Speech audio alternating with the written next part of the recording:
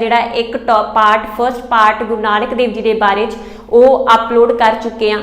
अज की वीडियो दे विच असीं दूजे गुरु साहिबान गुरु अंगद देव जी, तीजे गुरु साहिबान गुरु अमरदास जी ते चौथे गुरु साहिबान गुरु रामदास जी के बारे पढ़ांगे। तो अज असीं सब तो पहला गुरु अंगद देव जी के बारे ठीक है। गुरु अंगद देव जी सीगे जिहड़े वो सिख धर्म के दूजे गुरु साहिबान होए ने ते इन्हां दा बचपन का नाम भाई लैना सी। ठीक है, गुरु नानक देव जी के नाल मुलाकात तो पहला इन्हां दा नाम भाई लैना सी। इन्हां दा जन्म 1504 ईस्वी दे विच मत्ते की सराय श्री मुक्तसर साहिब होया। ठीक है, मुक्तसर साहिब दे विच होया सी। थोड़े समय बाद आ जिहड़े अपने पिता जी दे नाल हरीके ये भी मुक्तसर साहिब जी है। ठीक है, हरीके ते फिर खंडूर साहिब जाके आ जिहड़ा रहन लगे।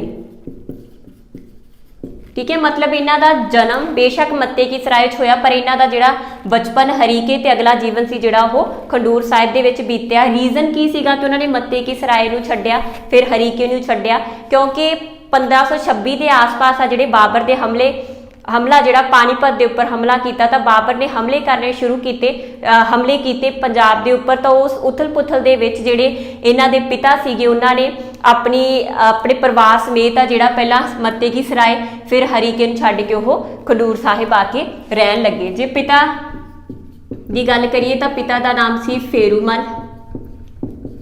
त्रेहन जाति दे खत्तरी परिवार नाल ये संबंध रखते सी, खत्तरी परिवार। माता का नाम सबराई देवी। ठीक है जी, विआह इन्हां दा विआह सी जिहड़ा मत्ते की सराय का ही एक निवासी सीगा देवी चंद की पुत्री बीबी खीवी जी दे नाल होया, जिहड़े कि अगे जाके गुरु नानक देव जी द्वारा चलाई गई लंगर प्रथा दे विच बहुत ज़्यादा योगदान पाउणगे। ठीक है जी, इन्हां दे घर 2 बेटे ते 2 बेटियां दा जन्म होया।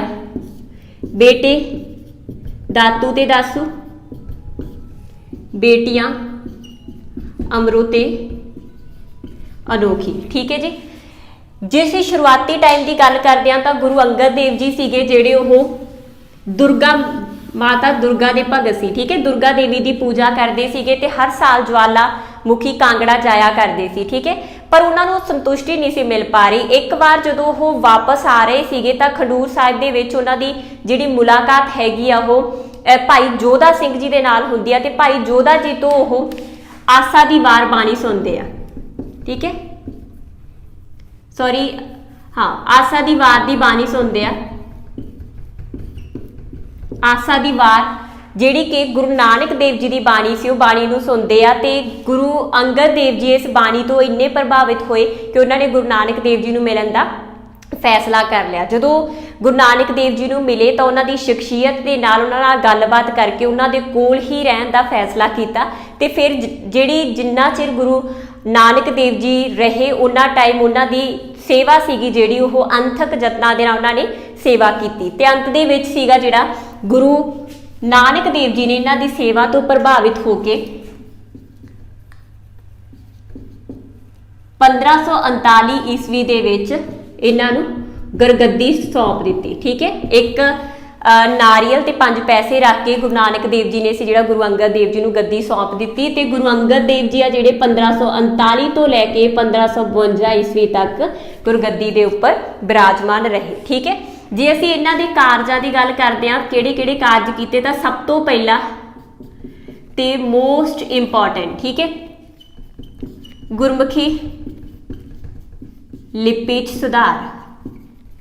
जिहड़ी गुरमुखी लिपि हुण असीं पढ़दे आ ओहदा जिहड़ा रूप जो साडे कोल है वो गुरु अंगद देव जी दे करके आया। ठीक है, एक क्वेश्चन हुंदा कि मतलब ये डाउट का विषय कि गुरु अंगद देव जी ने काफ़ी बुक्स के विच लिखिया हुंदा कि गुरु अंगद देव जी ही गुरमुखी लिपि दे निर्माण करता है। गलत आ। गुरु अंगद देव जी ने गुरमुखी लिपि का निर्माण नहीं किया, उहदे च सुधार किया।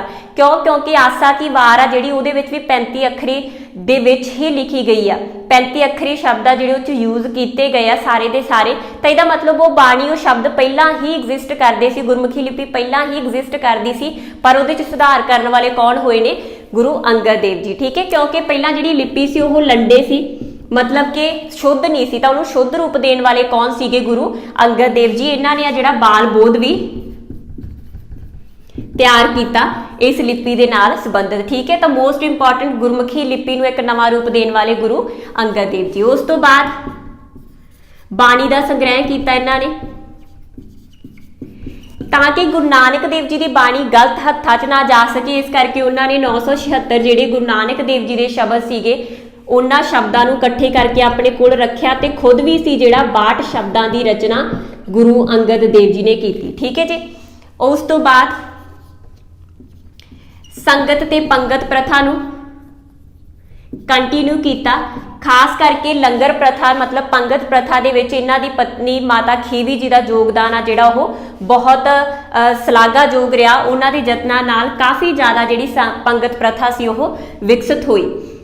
सिख धर्म दे विच अनुशासन, सिख धर्म दे विच अनुशासन पैदा करन दे विच रखण दे विच भी सी जिहड़ा गुरु अंगद देव जी का योगदान सीगा।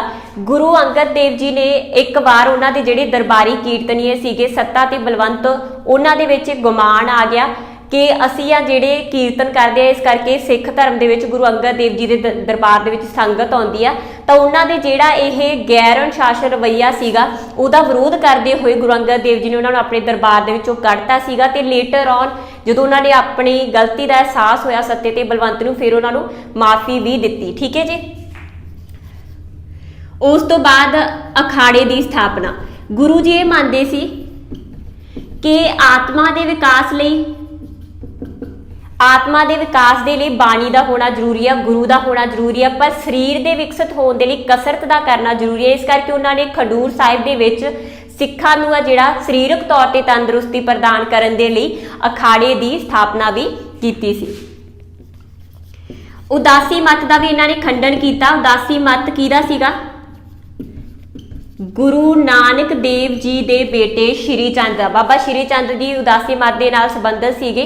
उदासी मत ते सिख धर्म दे विच सिर्फ एक बहुत छोटा फर्क सीगा कि उदासी मत सन्यासी जीवन के उपर जोर दिंदे सी कि सन्यास लैके जिहड़ा हैगा गुरु की प्राप्ति हो सकती है। ठीक है, परमात्मा मिल सकता, सचखंड की प्राप्ति हो सकती है। बाकी जिहड़े सिख धर्म सी वो सन्यासी जीवन के उपर जोर दिंदे सी। ठीक है जी, कि वो घर छड्डण दे विच गुरु नानक देव जी बिलीव नहीं सी करदे, उस संसार दे विच रह के, इस परिवार दे विच रह के सिख धर्म जां आपां कहिए परमात्मा सचखंड की प्राप्ति के उपर जोर दिंदे आ। तां सिर्फ एक पॉइंट उदासी मत ते सिख धर्म दे विच अलग सी, बाकी सारियां चीज़ां सिख धर्म ते उदासी मत दियां इकट्ठियां सी, जिहदे करके काफ़ी सारे जिहड़े सिख सीगे वो उदासी मत वाल भी खिंचे जा रहे सीगे। तां गुरु अंगद देव जी ने सिख धर्म नूं एक अलग धर्म के रूप में मानता देण दे लई आ जिहड़ा उदासी मत का खंडन किया। गोइंदवाल की स्थापना, गुरु अंगद देव जी ने 1546 ईस्वी दे विच गोइंदवाल शहर की स्थापना की, ते इहदी स्थापना तेनू विकसित करन दा जिहड़ा काम सीगा वो गुरु अमरदास जी नूं सौंपिया अगे जाके। ठीक है जी, पर यह शहर की स्थापना दा मतलब किवें आया ये आइडिया? असल दे विच एक गोइंद नां दा चौधरी सी, वो एक पिंड वसाया गोइंद नां दा। ठीक है, गोइंद नां दा पिंड गोइंद नां दे ही एक चौधरी ने वसाया, पर उत्थे लोकां ने रहन तो मना करता। की रीजन सी कि उत्थे जिहड़े हैगे आ भूतां दा वास लोग मनदे सी। ठीक है, चौधरी ने मतलब चौधरी गोइंद ने जिहड़ा कि गुरु अंगद देव जी का भगत सी, उन्हें गुरु जी नूं ये रिक्वेस्ट की कि वो इस पिंड की स्थापना दे विच साथ देन। तां गुरु जी ने फिर जिहड़ा हैगा 1546 ईस्वी दे विच गोइंदवाल शहर की स्थापना शुरू करवाई, जिहदे नाल सिखां दे कोल एक प्रमुख धार्मिक स्थान आ गया। हमांजू दे नाल मुलाकात,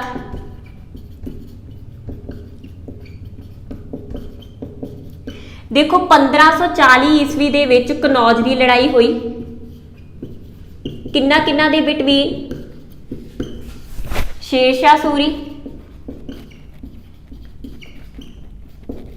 ते हुमायूं।